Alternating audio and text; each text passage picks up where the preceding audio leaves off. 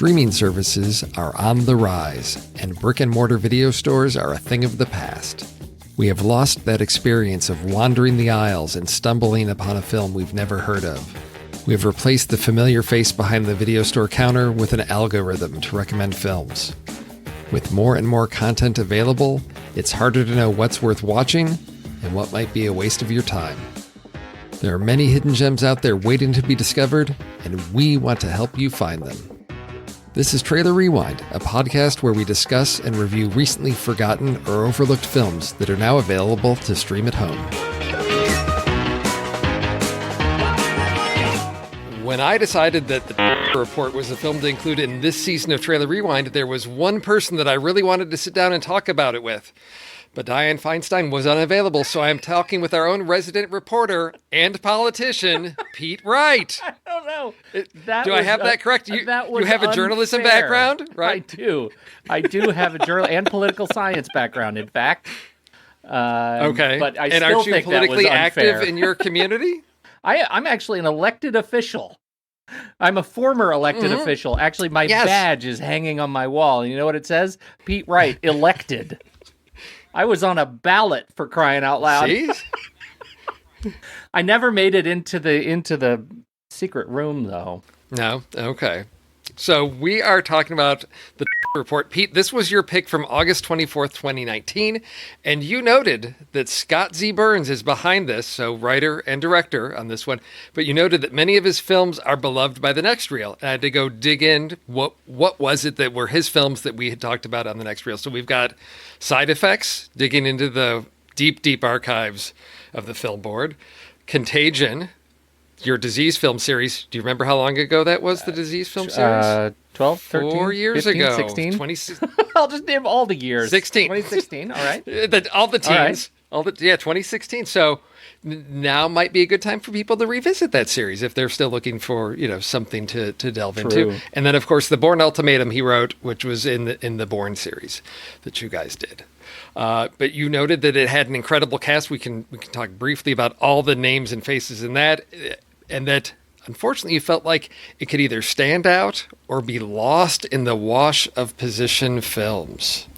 We can talk about whether this did that, whether COVID had anything to do with that. But today is October 17th, 2020, and The Report is exclusively available on Amazon Prime. After 9/11, everyone was scared. Possible hijacked plane. Scared it might happen again. Obvious terrorist attack. It was my second day of grad school. Next day, I changed all my classes to national security. Morning, Dan. Morning, Senator. Have you seen the story today in the New York Times? Evidently, the CIA destroyed tapes of interrogations of Al-Qaeda detainees. I want to find out what was on the tapes and why they were destroyed. No paper. Paper is a way of getting people in trouble at our place. At our place, paper's how we keep track of laws.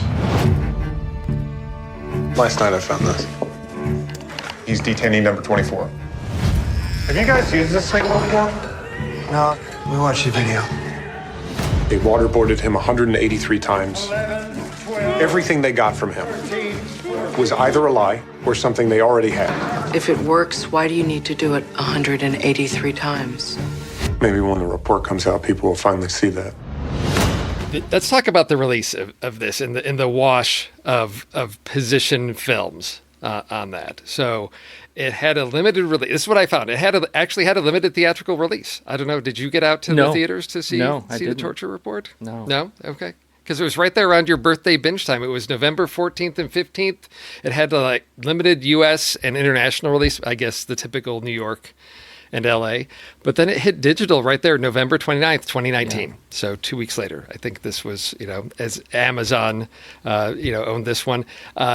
Based on that brief time in theaters, the report pulled in $232,305. Okay. So somebody could get a mortgage out of that. Yes. And, in COVID times now, you look at that and go, that's not so bad. Everything is shifted. Perspective anew. Isn't that ironic for this movie? Yes. What I found really interesting is because this was distributed by Amazon Films, it's only available on Amazon Prime. I couldn't find this on physical media. I usually go to Blu-ray.com to see release information. No. So all you lovers of physical media, no. You don't get this Can't one. have You it. can't own this one. No, you can't. But this is what I love about what Amazon did with this, and I very rarely see this with films, is they have all this additional background material and resources. So if you go to the Amazon page for the report, they've got links to the documents. They have resources for high school and higher ed teachers. So we can put those links into the show notes. If you're interested in teaching this or getting students to really dig into this content, Amazon has put together an entire curriculum. So lesson plans and resources, all of that there. There's also a link to a podcast that Amazon put together that features the actual Daniel Jones, and it probes a bit deeper into this story. In other words, there's a ton of material if you want to delve into this subject. And Pete and I touched little of that before talking today. There's right? so Unless much you've of it. spent There's so much. Yes. So, as this was your pick, Pete, is this what you expected when you sat down and watched the report? Yeah, that's a loaded question, I think. It is exactly what I expected. And I personally like it a lot. I really enjoy this movie. I think the cast is exceptional. I think it is a well-earned 7.2 on the IMDb scale. Feels pretty good. I think this movie and movies of its ilk are, and I think this movie in particular, are carrying a lot of weight right now because it's so fresh. Yes. I mean, this is very recent history that we're talking about here. And I think making a compelling movie about this kind of material, about essentially writing a 7,000 page report and then editing it down to 500, like that's not what you would think of as terrific, terrific movie fodder. And yet I think Burns and team actually did a heck of a job, telling a very difficult story. I can understand why it might not be for everybody. It's if you're not into this kind of material, it can be very hard. But I think the second layer here is that it's not just a position film, it is a partisan film. It is hard not to watch this and feel, at least in part, like it's a kind of a company reenactment training video used to demonstrate the horrors of bad guys for the good guys, right? Like it's terrible what these people do. These are real people who are vilified in this movie. And I'm not saying they don't deserve to be. Like, in my view, they're the bad guys. Yes, there are worse guys, but they're the bad guy. This was a terrible thing, but this movie has all those sort of partisan cards stacked against it. So, from that respect, I liked it. I liked what I got out of the movie, and I'm the kind of person who's already pre-wired to like what I got out of this movie. So, saying that it's a partisan film, do you feel that people of a particular political bent would be upset by this film, that it would be too oppositional to them? Or do you think this does a job of presenting things factually without undue bias? I mean, is it propaganda, or is it really that we're chronicling what happened and we're telling it from a certain point of view from one side? I mean, clearly there's both sides to a story. We're going to get one side. In it being partisan, do you feel it's balancing that, it's more balanced, or you feel like we're getting some bias? I wonder, Steve, if I could turn that back to you. Do you think that this film would have been received differently if it had been released in 1992? It's a good question. I mean, it's for me. And I'm not one. I mean, I tune into NPR. I stay up to date on the Did news, you get that on it a feels sticker? like, yes, it feels like we're far enough away from this. Although it's still recent history. With the news cycle, it goes so much. This seems like it's still a world away. I mean, we're past this, and we're into other messes right now. So for me, I think yes, I think, because it creates that distance to things, just like watching, like All the President's Men in the, when I first saw that in the 80s, I'm like, oh, that's past. There's lessons we can learn from this. And I think that, to me, one of the tragedies of this is that it is so recent, but it does feel distant. And one of the things I listened to the report podcast, and one of the things that was mentioned on there was that summary report of the fact that no one, they want people to read that. People need to have this information, and it's tough subject matter. And I think that's the challenge. In the 90s, I don't know that people wanted to. I don't want to say hate on government as much, but it seemed like government was serving the people a little bit better, or some parts of, the general population better. I don't know. It's hard to say. I was in college, wasn't that politically active, and it seemed like, well, things are rolling along pretty good for me. So it didn't have a lot of things to be angry about. Whereas now it seems like there's plenty. Yeah, I think so too. And I think when I agree with you. And from my perspective, we'll say my bias, if I'm owning that, when I look at these horrors that I had already read about, we'd already known what these things were. We'd known about enhanced interrogation techniques. All of that had been out in the papers. When I see those on screen, to the extent to which they were portrayed in this movie, it is hard not to watch that and then hear the movie's take on, there are a lot of people who believe that that we had to do those things in the wake of 9/11, right? There were people who believe because they're patriots. Right. It's hard to see those things together in this movie and not feel like that is in some way doing short shrift to those people who believe that so deeply that it is central to their patriotism. And that's what I mean by this movie being a partisan film. This movie takes those people who believe so deeply and core to their being that those things they were doing, a patriot's work, that seeing the way those are portrayed in this movie, those are the bad guys. Those are the bad guys, the hardest core patriots.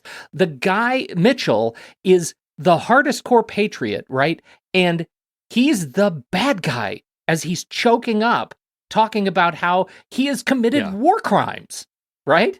Like, it's hard to watch that and not feel like that's a patriot's kind of an experience. And so when I watch this movie, sure, Adam Driver is, he clearly at the end, as he's talking to Feinstein and she says, "Do you work for the report or do you work for me?" Right? That's a pivotal moment because he does work for the report, right? He has turned over. Yes. He's done.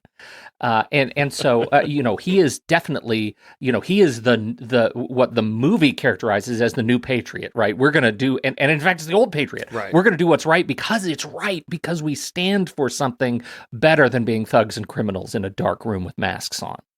But I think that's one of the reasons that is the central conflict in watching this movie as a partisan position film. It is that this movie deals with left and right in a culture today that is distinctly different, I think, than it would have been accepted in a pre-Facebook, pre-Twitter, sort of trigger mentality America. Okay. No, I agree. I think that's sort of what I want to make sure, listeners are aware of, that this is going to be brutally graphic. It's tackling the truth head on. It's not pulling any punches with the brutality of the enhanced interrogation techniques. It's delving into partisan politics. So if that's something that's, uncomfortable for you, this is probably not the type of film for you. If this is something that you really thrive on, of like digging into the facts of, a story of what was going on behind the scenes, as we saw everything coming out in the press and in the papers, what the mechanism was behind all of that. If you like that type of thing, this is probably going to be your type of movie. It's why I brought up like All the President's Men.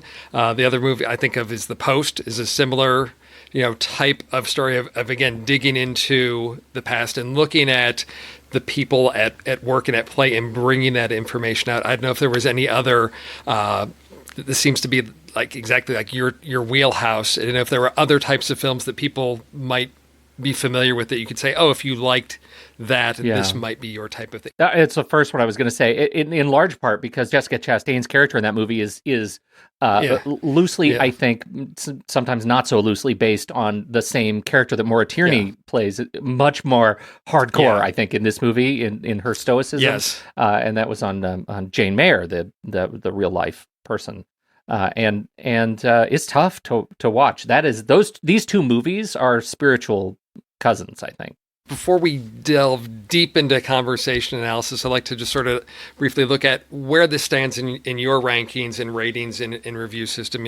I use Flickchart and Letterboxd, and so for Flickchart, this ended up for me at 125 out of 643, which is somewhere, in the top Well, how do you tell me how you thought about it as you were putting this in? Like, what was it you were ranking against? Well, this for me, I will always say whenever I'm flick charting, it'll come up against stuff, and I will say, I will take the artfulness and the importance of the message over things that are pure entertainment. So there are some things that it came up against. I'm like, well, these are both really good films.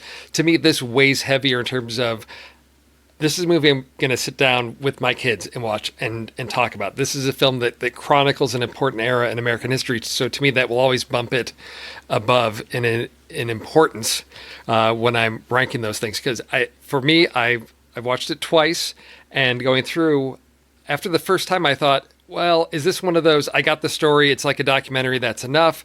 The second time through, it's still compelling. The way it is plotted out and paced, it moves things along. It's not one I imagine I'm going to watch many, many times, but based on a true story, we've got to get all this information together. The structure and everything worked really well to keep me engaged from beginning to end on this one, which is why it ended up as a 4-star. The movie, I'm with you. I think that's one of the things that hits me as I ranked it, and I re-ranked it this morning, and it landed in roughly the same spot.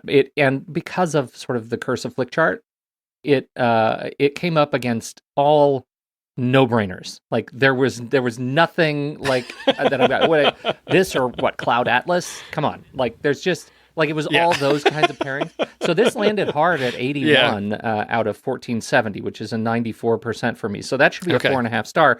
And believe it or not, I had not ranked this movie over in Letterboxd. So I don't. It is unregistered right now, but I think it'll probably land at 4.5 stars. I think again because it is. It's hard to. It's one of those movies that lacks the sort of universality because of its partisanship, and it's not a movie that is easy to talk about without talking about the way the story was handled in the media.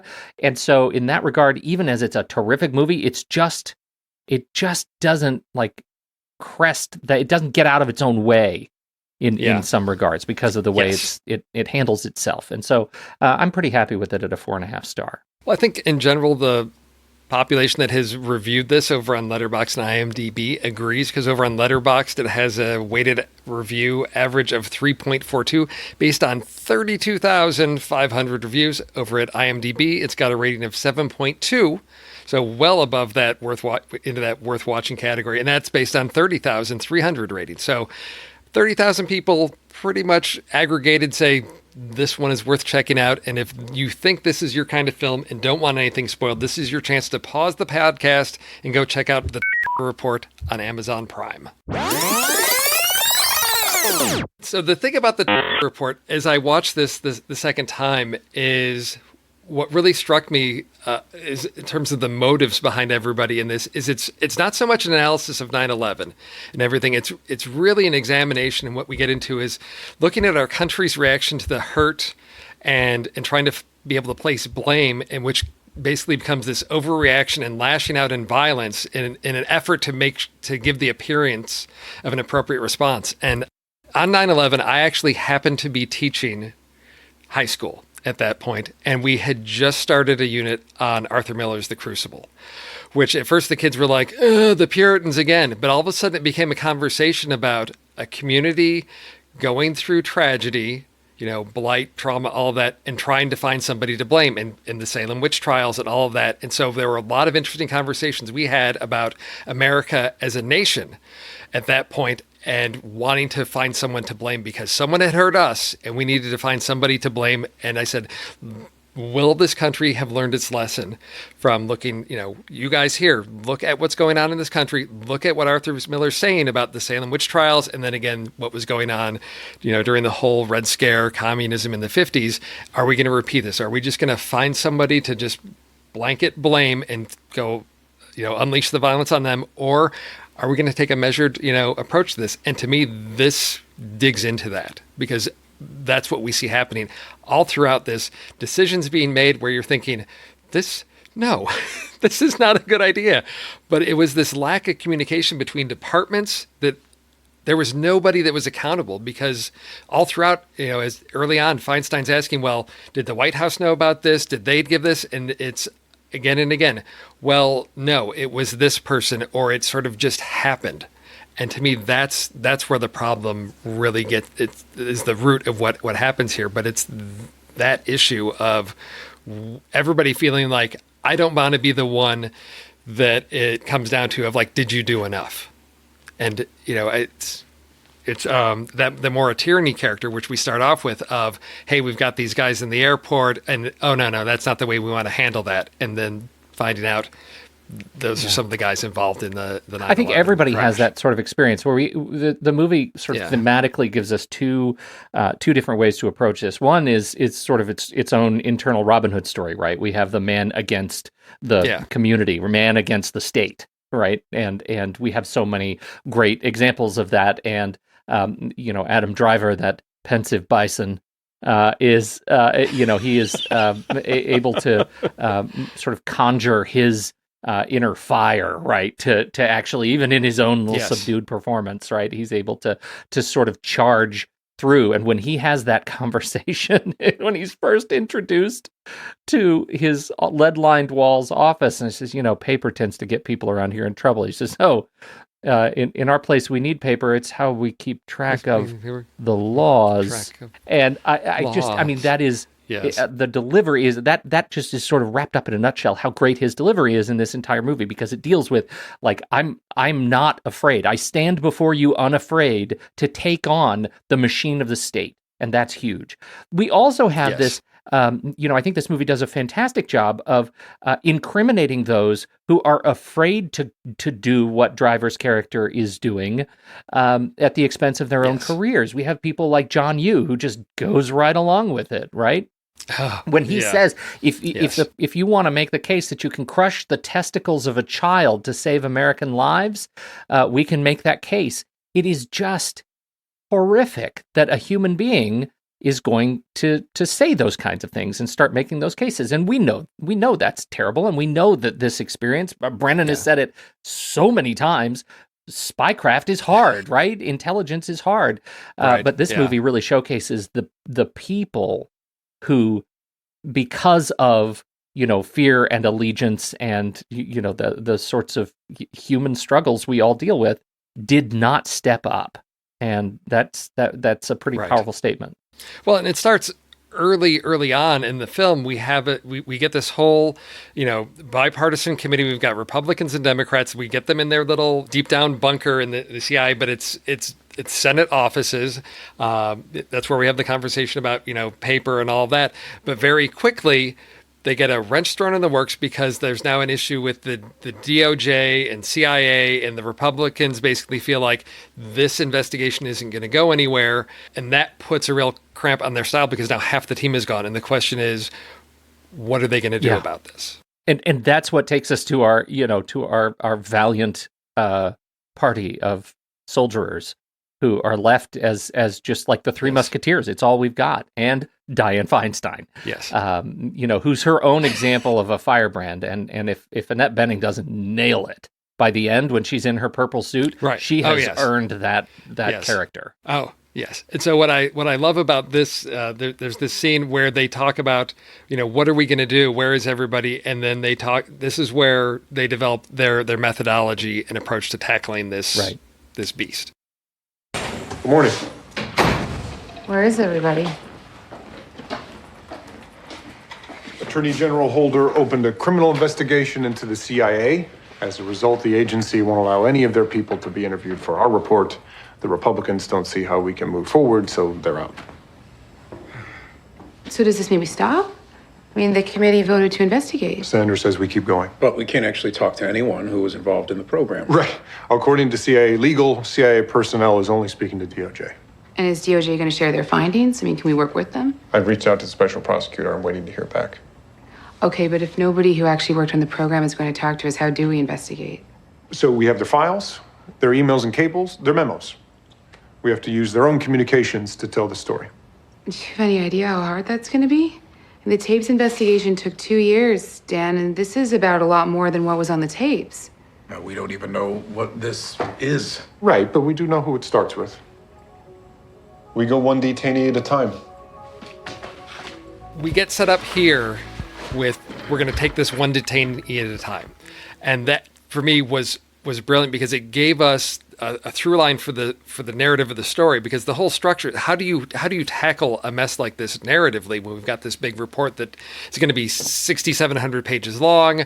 There's so much to get through. So the fact that we're going to jump through time a little bit, we've got a visual timeline that we see move along so that we can see how far we've moved ahead when we start in 2009. That's a fantastic mechanic, right? That online animation that on-screen animation is great for getting us started. Yes, it gets us started, it keeps track of this, but knowing that we can always touch base on, we're going to focus on the story of this one detainee, and then we're going to get to another one. We don't get through all 119, but at least gave me, okay, where are they in their process and what they discover as they go. We can always have these touchstones of each of these detainees, and that gives us then the context for digging into, sort of, for lack of a better term, the flashbacks. And the first one we get with our first detainee was where we see the FBI actually using practical, useful interrogation techniques of building rapport with them. And we get the first hints of how awry things are going to go when we get our two consultants that come in, and he's building the confinement box, and he's like, well, you're going to put him in that? He's like, we're not going to be able to put this guy on trial. And the response was, trial? Yeah. Who says he's going to get a trial?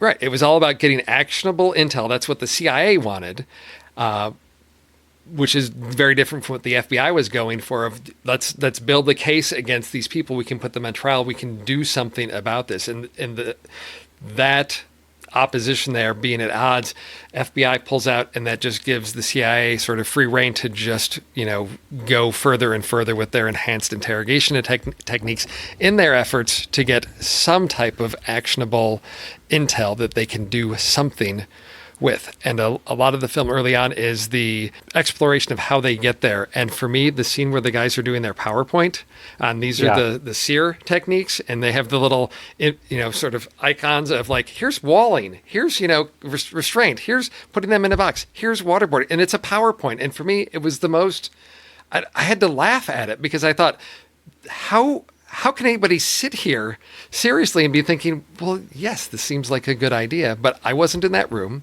I wasn't in that position of the entire country wants results and wants something done now, so they're going to grab at any straw. Right. And everyone in that room was on board. It's rough. Yes, which is rough. Exactly. I think it was around that point that my wife left the room and said, I can't watch any more of this right now. Yeah. I hate my country right now. This is making me hate my country, because it's sickening to see these pieces. And that, to me, gets to the cast. I mean, you've got Adam Driver, you've got Annette Bening, but it's a cast full of familiar faces, and it's a huge cast, because we're going over many, many years, many, many places. Early on, we see Tim Blake Nelson as the physician's assistant that's there at the black site, because you can't have doctors there, because they've taken an oath to do no harm.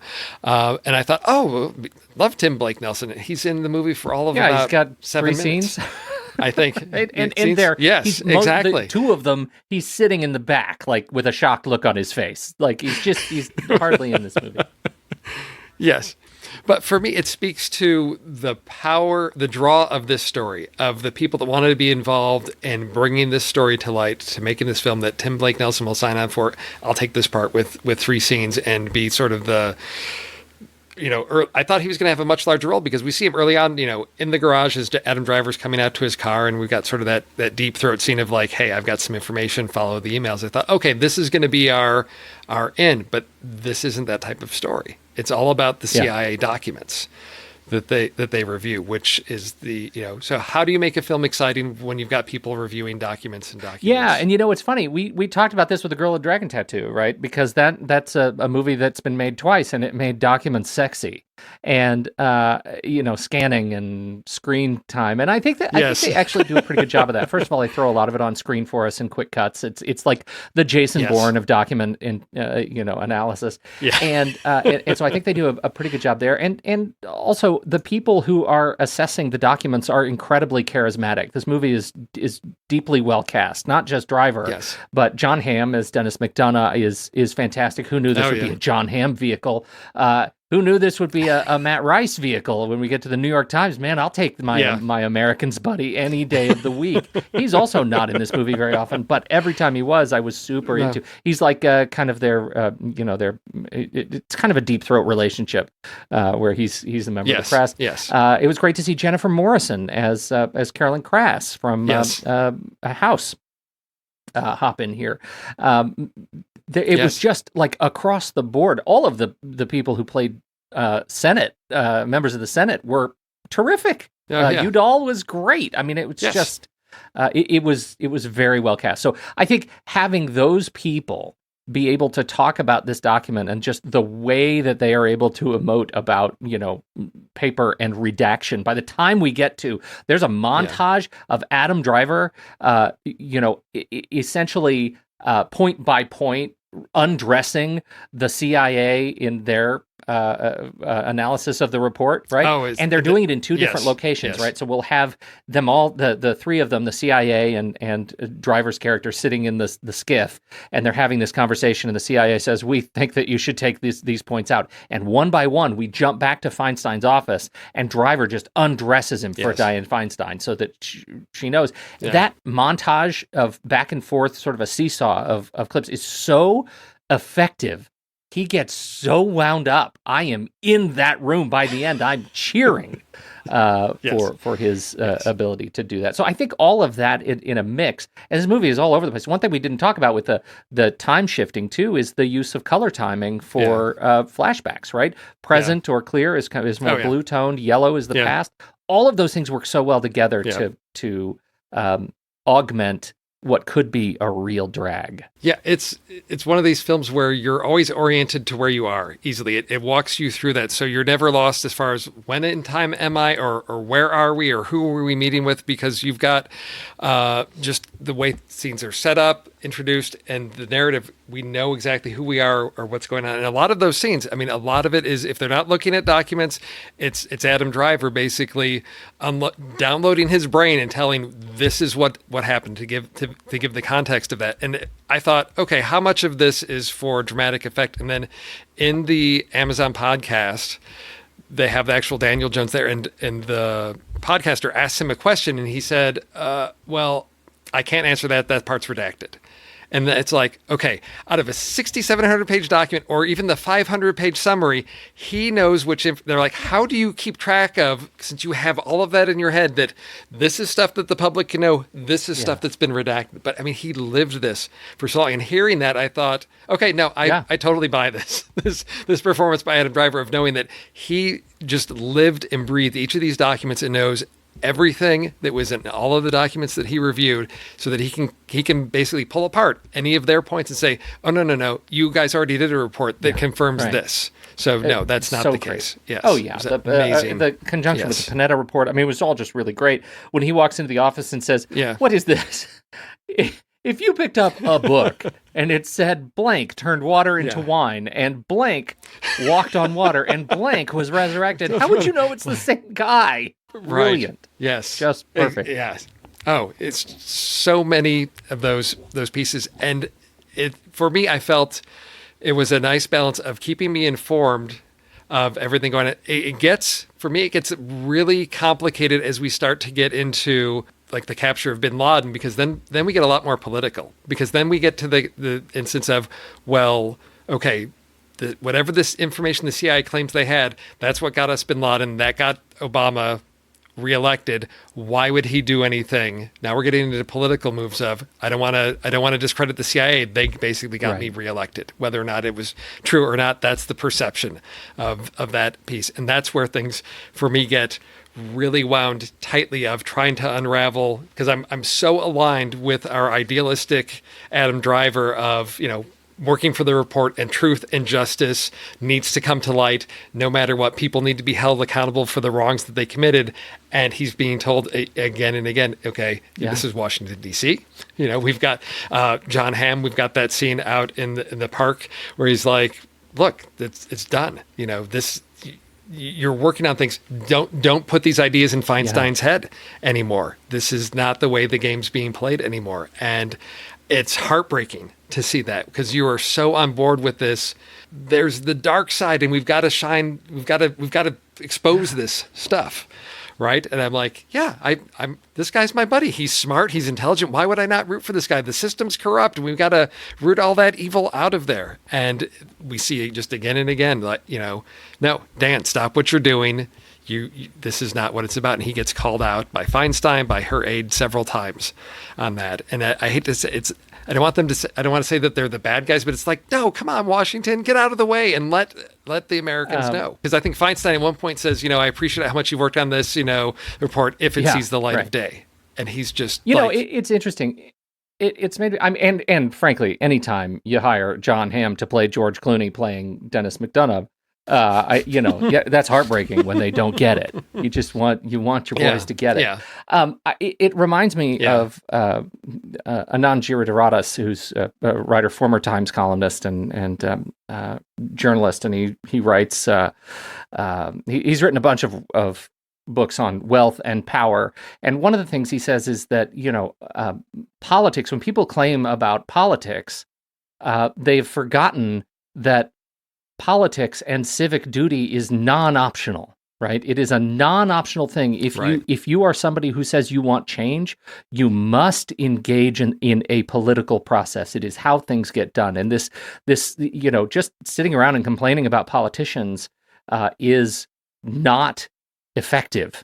And so you see stories like this, and you realize we're missing so many good people who likely were brainwashed into thinking that politics were optional.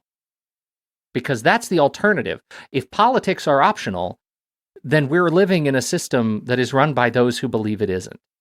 And don't you want your voice heard? This is that movie that is that case, right? This is why, because there aren't enough good people standing up and saying aloud, it is time for public debate. Whether or not we ended up with enhanced interrogation techniques, it is time for a public debate. And so we're making a hero out of the one or two that were able to do that in this movie. And I just walk away thinking, God, I just want more. I want more of those people stepping up and shining a light on themselves. And then I know they're there. Oh yeah, no, exactly. It's the players that hide in the shadows, those are the ones to watch out for. That's where the decisions get made because, you'll have Bush saying, I didn't know any of this was going on, and his people are protecting him. All of those decisions. I do not, have not, and will not endorse. Right? Right. Exactly. And that's, the one casting decision that I did really appreciate is the choice to not cast anyone as John McCain and to just use the archival footage of his speech because it's so iconic, and no one wants to step in those shoes, to attempt to try to fill those shoes in that role. And I think it worked really well to have that, his voice saying those words on the televisions at that point. At any point, like, I think I'm super biased because there was a point near the end that I'm like, what real person are they going to pull a Snowden on me with? Right, we're going to go to the end, and it's not. No, it's actually Dianne Feinstein, or whose face is going to show up, like during the credits. No, I think they were as sort of boisterously kind of evangelical of its own position. This movie is. I think they actually wrapped it up well. We didn't get a redemption story in any of the characters who needed. We didn't even get John Hamm, his character, feeling sort of redeemed. No. He's staring out the window, and the only thing I can think is, man, he's exhausted because of what he has yet to do now that all this is out in public. The whole movie, I wanted Come to Jesus for more tyranny. She's so great, and we never got any of that, and that is just, it's just sad. But it's one of those brave roles to take on a character like this, based on a composite real character. So we didn't get any of those redemptions. I think this movie was handled, the end of the film was handled really very well. That's my point. Well, yeah, no, it was because it was one of these things where I hate to say it, I'm like, where's the story going to go? What obstacles are we throwing at our hero? And when it gets to the point, because this is one of the, and I don't know if it's because in reality no one knows, and so we have to sort of construct this. But the way the Panetta report shows up, it just sort of ends up in with the daily dump of files that they get, and so at one point this becomes the controversial thing that. Near the end, because that shows that the CIA had done their own internal investigation and come to the same conclusions that Dan is getting and seeing all these issues, and so they find a way to get that report mentioned in public, and that's where the CIA then accuses him of hacking the system. And it's that question of, he doesn't know how it ended up in the files. Was there a whistleblower that put it in there for them to find it? Was it an accident? Nobody knows. But it's this whole, now we get to the point of CIA is coming after him, trying to shut him down by saying he hacked the CIA computers. And for me, that this scene with Corey Stoll as his lawyer, as they get into this situation of how is he going to get out of this? Because you got the wheels of Washington coming down to crush you. And for me, this little scene where Dan realizes what his out is or what his solution is from this advice from Corey Stoll is just, for me, sets things in motion for the final act of the film. I did not hack into the CIA computer system. I mean, my computer skills stop at Microsoft Word. They probably know that. Let me ask you something. How much does a Senate staffer make? At my level, about $100,000.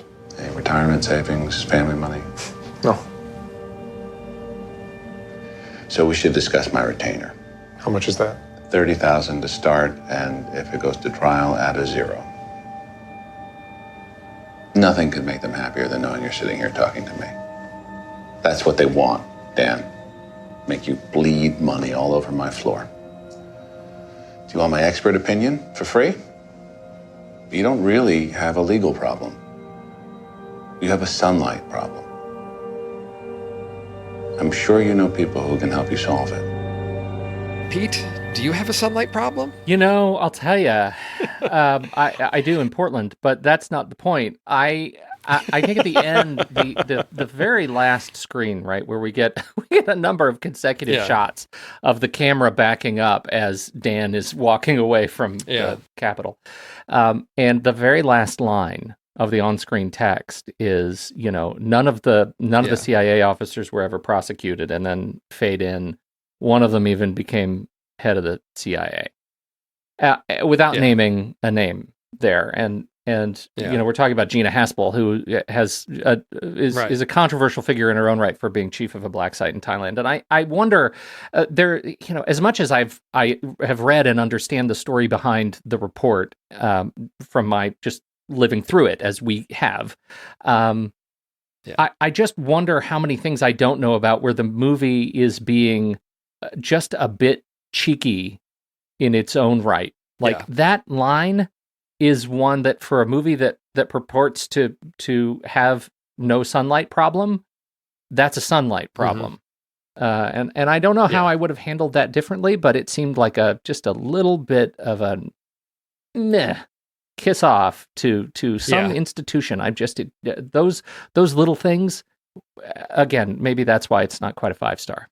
Amazon does a great job of putting in a lot of bonuses. If you watch on your computer on Amazon Prime, you've got X-ray, the whole Amazon X-ray, and you've got behind the scenes stuff. And it was somewhere there that I had seen or read that Scott Burns said his original concept of this was to approach it in a Dr. Strangelove type of way, because it's so dark that, you have to laugh. If we could laugh at it, maybe that's the right approach. But as he delved deeper into that and looked at it, he said, no, I think we need to take this really seriously. And I think that, it's balancing that tone, but also, I tried to think about why is this not a 5-star movie for me? And maybe it's because there is no redemption. We don't have a comeuppance for anybody. We don't have victory because we get a redacted version of the report, and that's it. And the machine marches on, and nothing has changed.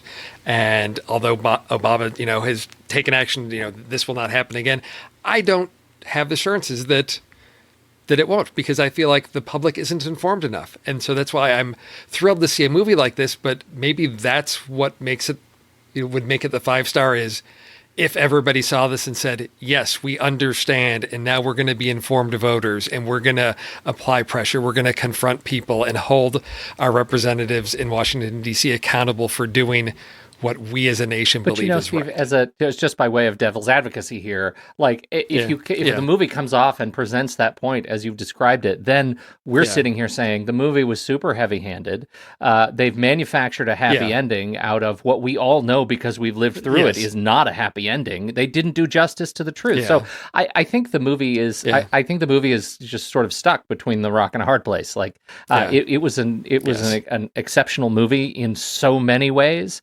I don't know how they combat that last the last half star problem. Yeah. And I would say, I guess, I'm optimistic that maybe it is all the resources that Amazon has put on the website too, for people that see it and say, I want to learn more. This movie piqued my interest. And I'm going to go and look at that 500-page summary, or I'm going to go learn a little bit more about who these people are. And maybe those will be the first steps. That's a really good point. And I think it is, in that regard, it's timely that they're doing this now, so that we don't have a situation where a show like Watchmen comes out and everybody's surprised that Black Wall Street was a real thing. Right? Like this is the kind of thing that maybe we just have to keep shining sunlight on, and we have to do it right now, even though the McCain Feinstein bill was signed in 2015. We have to keep talking about this right now. Yes. No, I agree. This is why I'm excited to see that there's curriculum for high school teachers, for, higher education. This is one that I wasn't, intending to sit down and, watch with my kids, but I'm thinking this is one where, like, no, this election, this is the first time they'd both be voting in the presidential election. So I've got two voters in the House to be informed and say, these are the types of things. Yeah, this is hard work. It's a lot to think about. It's complicated. It's not easy, but that's what we owe our nation, to be informed, to do those things. And it's uncomfortable, but I think, hopefully this is one of those films that, at least I hope, as we said, it being a partisan film, maybe it sparks conversations for people. And that's what I would encourage people to do, is to watch this and then, have a conversation with a friend, a neighbor, a family member, and say, well, how do you feel about this? Or what do you think about it? Because to me, that's what makes this, the difference between entertainment and art is art should spark that conversation where entertainment can say, oh, I feel better about myself, or I feel something, but I can walk away from it. The fact that anybody would watch this and walk away unchanged and not feeling any desire to take any type of action, that frightens me. Agreed. I have to tell you, I'm gratified that I had a trailer pick that landed so high on both of our lists. This could have been hot garbage. Yeah. It could have been, because there was that other one with... that wasn't a cue for you to litigate my trailer picks, Steve. No, exactly, because I'd have to go in. There was that other trailer pick with, it was like the British one with, why can't I think, with Keira Knightley, and it was something similar where she was a journalist and digging into something, and that sort of came and went. I always feel like, with Trailer Rewind, it's always the focus to say, this is worth checking out. Bring something up that was overlooked, and I think we've done that, and hopefully informed and educated people about something that is worth checking out and worth thinking about. I'm just thrilled to be able to talk about it with you, Steve. When I saw the list come up in our planning discussions, I was very excited to get my name on the list for this movie. So thanks for the open invitation, and can't wait to next season. Oh, yeah.